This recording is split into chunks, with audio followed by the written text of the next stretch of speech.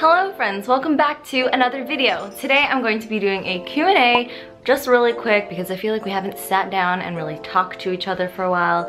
I just finished eating dinner number 1, and the reason why I stopped eating was because I wanted to film this video before it got too dark, and also the rice we ran out of rice, so it's still cooking right now, so I was like, you know, I'll just wait and I'll do this Q&A. I just asked you guys to ask me some questions on my Instagram post. So there are quite a lot of questions, so I'm just gonna answer a few, maybe until this gets up to like 20 minutes. What eyeliner do you use? I use 100% pure, where is it? Let me get it. It's this 100% pure black eyeliner, Fruit Pigment Creamy Eyeliner. Shout out to Jasmine for introducing it to me last year.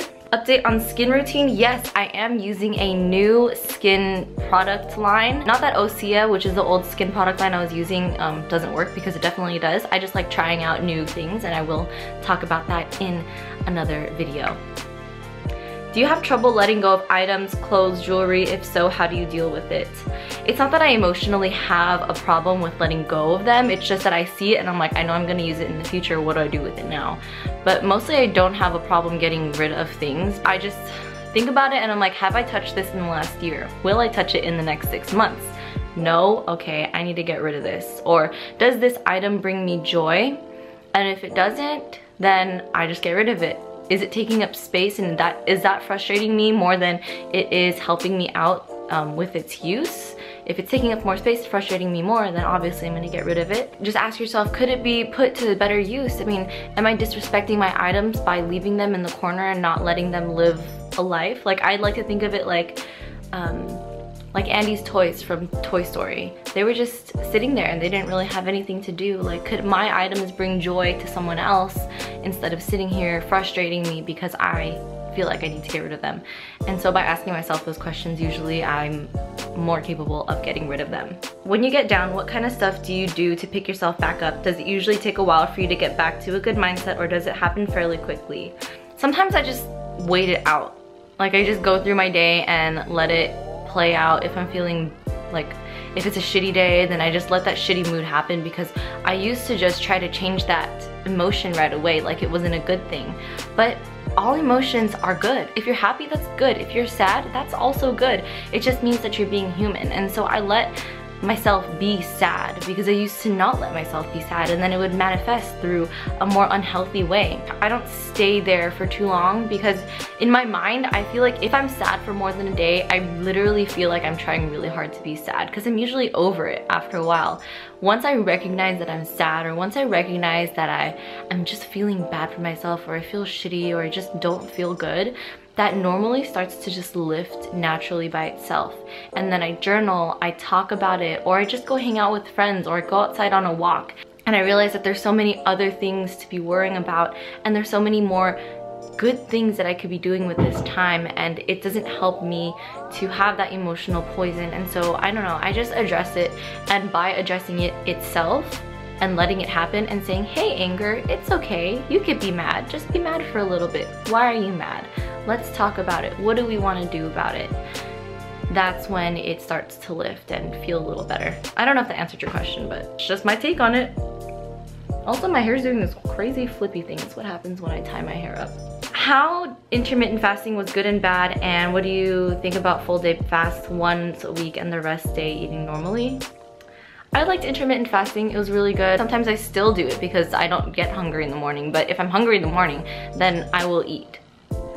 And if you want to fast once a week and the rest of the week you eat normally, and mentally you're okay with that, and it doesn't like hinder you from your performance, and it doesn't make you feel weak, you don't feel like you're forcing yourself to do it, but more like you want to because you enjoy it, and again, if it works for you, it works for you. For some people it doesn't, and to some people it's a bad idea, but to some people it's a good idea. So it just really depends on you. What do you hope to achieve or be remembered for before you die? I would love to be remembered for turning as many people as possible vegan in a positive way, and changing their lives and inspiring them to love themselves more and change their mindset about food, and really live a life that's more aligned with their morals and values in terms of not harming others, not harming themselves with harmful food or hurtful words. stuff like that. Could you imagine to live or work abroad? What countries would you prefer for that? Ooh, lately I've really been wanting to go to London. Not really sure why, but I do like warm weather too, so Thailand would be really cool to work abroad in. I would also really love, when I am a medical professional, to go on a lot more medical missions around the world. That would be really cool. And just like, I guess anywhere, really. A lot of you guys always ask me if I'm gonna travel somewhere, if I'm gonna go somewhere. Like, yes, relax, I will. Just chill. I just gotta make money first and then I'll be everywhere. What's your view on alcohol? Physically speaking, alcohol is not good for our liver, it's not good for our system.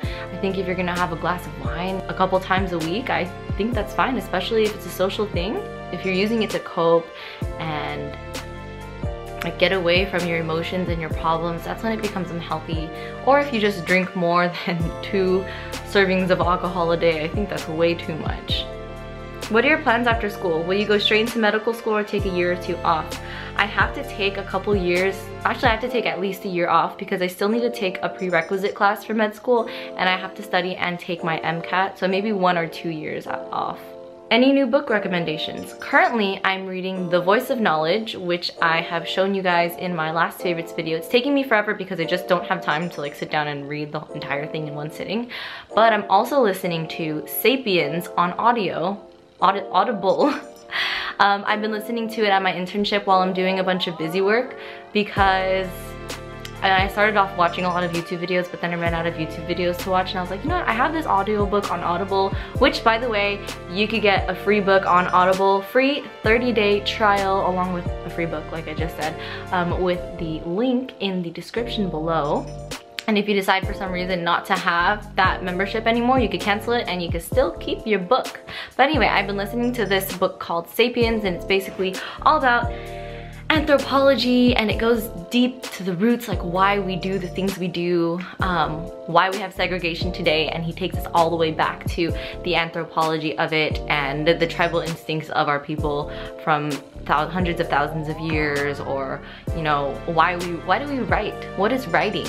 What is that for? And like, how is it good? And where does that stem from in history? It's so cool, and I love anthropology and I love the root of all of our human actions. And before I even heard of the book, I'd always think like, why do we have laws? Like, what good does that do? Or how did that one thing help us in our evolution to becoming who we are today? And then I found out about this book and I was mind blown, and I get mind blown about it every single day.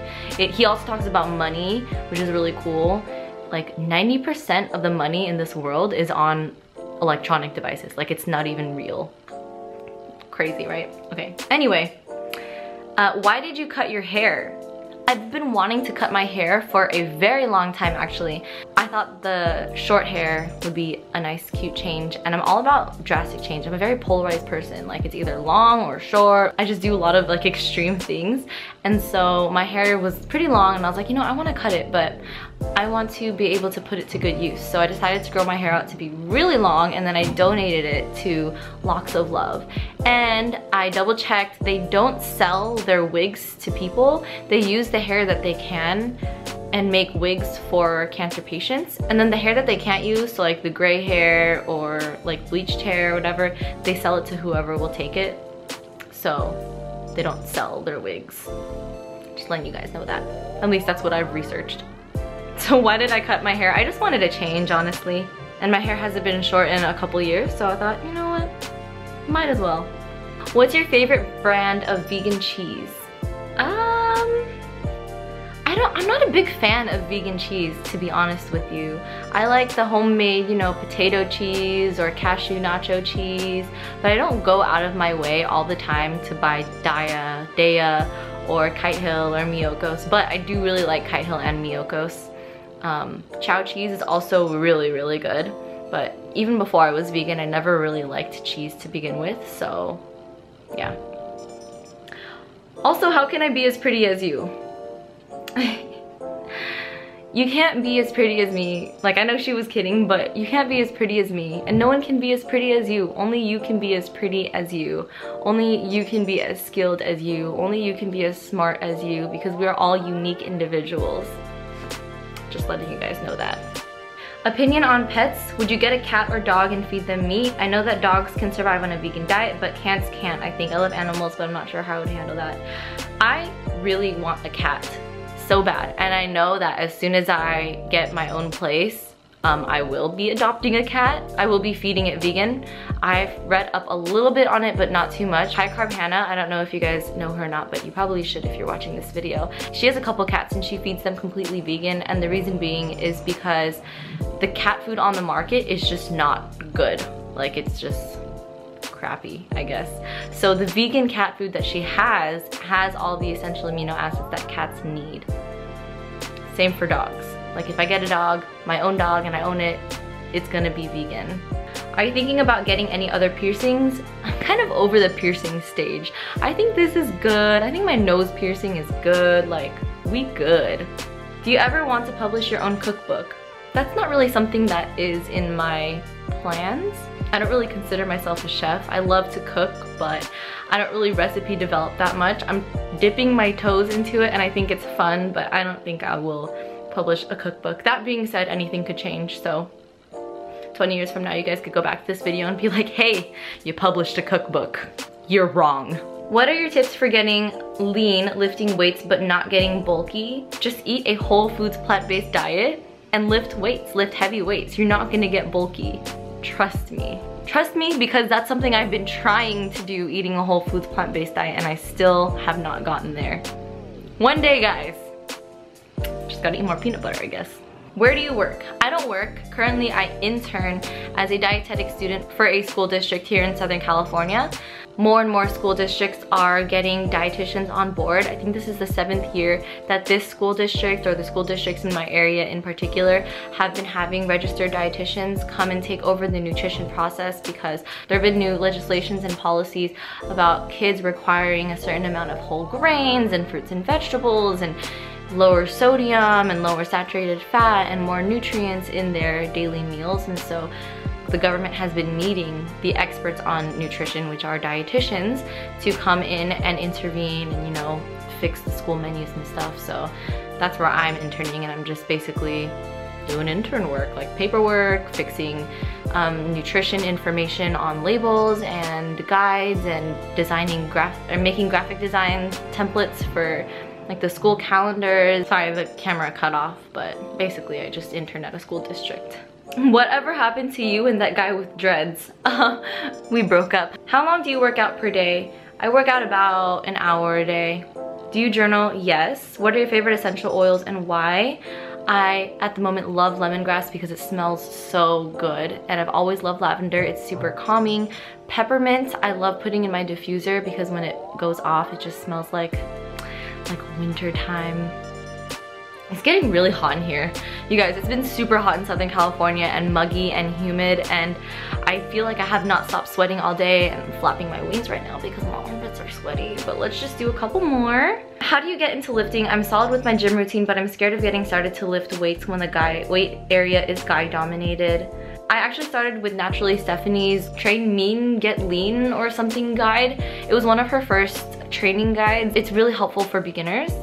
And I just had to get over mentally that there are a lot of guys in the weight room. Like, yes, there are a lot of guys in the weight room, but who cares? At the end of the day, they don't know you. They don't know you. They're there for themselves. When they're looking in the mirror, they're trying to like finish up their reps. And when they're resting and looking around, it's because they just need something to look around. And at the end of the day, I'm going to the gym for myself. It shouldn't matter what anyone else thinks about me or me being in the weight room.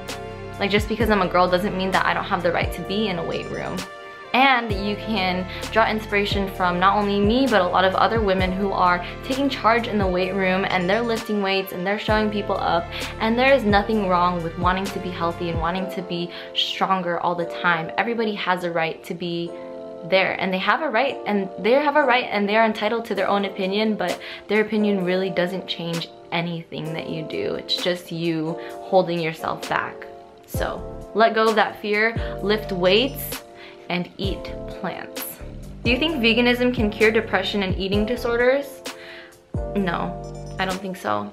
I mean, veganism can show you a lot of things that can help you cure your depression and eating disorders. Like, it helped me because it helped me learn more about nutrients and about loving myself by eating foods that are good. I was already like recovered or out of my whole recovery mode when I found veganism, but it helped me just tap out of that mindset, and it just helped me develop a healthier relationship with food.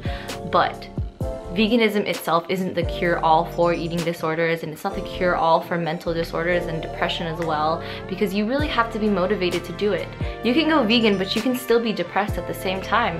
There are so many people who are, and you can be vegan and still have an eating disorder at the same time. There are so many people who do that too. But it's all about your mindset. Like, you can recover not on a vegan diet and you can recover on a vegan diet. It just depends on how it helps you see what you need to see to recover. Okay, let's do one more. Or are you studying dietetics out of interest? I'm actually just studying dietetics out of interest, but becoming a dietitian comes with my program, so I thought, you know, like, might as well just tack it on. Those are all the questions that I'm going to answer for this Q&A. I hope you guys enjoyed and got to learn a little bit more. Don't forget to follow me on Instagram if you haven't, so that you can ask some questions if you want in the next Q&A. I hope you're having a wonderful morning, noon, day, or night wherever you are. Don't forget that you could get a free Audible 30-day trial along with a free book with the link in the description below if you are so interested, and listen to Sapiens. It's really, really long, but I think it's perfect for those of you who just want a really long audiobook to listen to. Like, if you go on a run, you don't want to just finish the book in one run, you know? It'll save you for a lot of workouts or a lot of car rides back and forth to school or work, so it's really, that's why I like it. Anyway, I don't know where I ended off in my outro. It's really hot. I just have to go, and I think the rice is done being made, so I'll see you guys later. Bye.